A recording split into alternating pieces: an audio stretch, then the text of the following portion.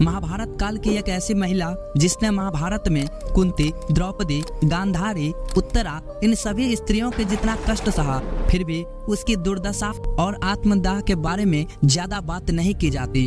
उन्होंने जीवन भर एक माँ और एक पत्नी के अपने कर्तव्यों का पालन किया। उसका पालन पोषण उसके भाई ने जंगल में किया था। उसने अपने भाई को उस आदमी के कारण खो दिया जिससे उसे प्रेम हो गया था। जिस आदमी को वह चाहती थी उसने उसके भाई को मार डाला। वह पांडव परिवार की पहली बहू बनी, लेकिन एक शर्त पर कि उनके पहले बच्चे के जन्म के बाद उनका प्रिय पति उन्हें छोड़ देगा। वह एक शाही परिवार की बहू थी, फिर भी उन्होंने अपने जीवन का एक भी दिन किसी महल में नहीं बिताया।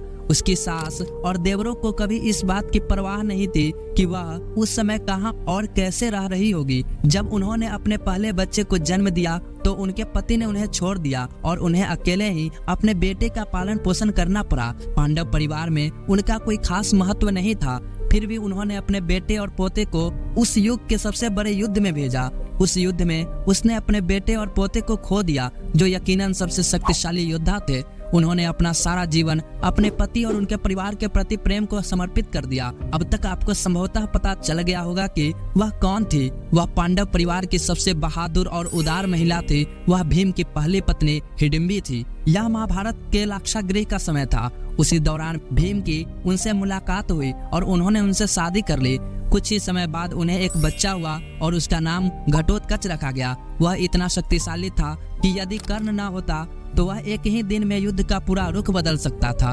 घटोत्कच के अहिलवती से 3 पुत्र हुए, बर्बरिक, अंजन पर्वन और मेघवर्ण। वे सभी अत्यंत शक्तिशाली और अजेय थे। हिडिंबा ने युद्ध में अपने इकलौते बेटे और 2 पोते पोतियों की बलि दे दी, फिर भी कोई नहीं था जो उसकी पीड़ा समझ सके और उसे सांत्वना दे सके। वह एक ऐसी पत्नी थी जो अपने पति से पूरे दिल से प्रेम करती थी, इस तथ्य के बावजूद कि वह थोड़े समय के लिए ही उसके साथ थी। वह माँ थी जिसने व्यापक भलाई के लिए अपने बच्चों का बलिदान दिया। दोस्तों, ऐसे स्त्रियों की कहानी जो कम लोग ही जानते हैं। दोस्तों, आप भीम की पत्नी हिडिंबा के बारे में क्या राय रखते हैं, कमेंट में जरूर बताएं और वीडियो को लाइक तथा चैनल को सब्सक्राइब जरूर करें।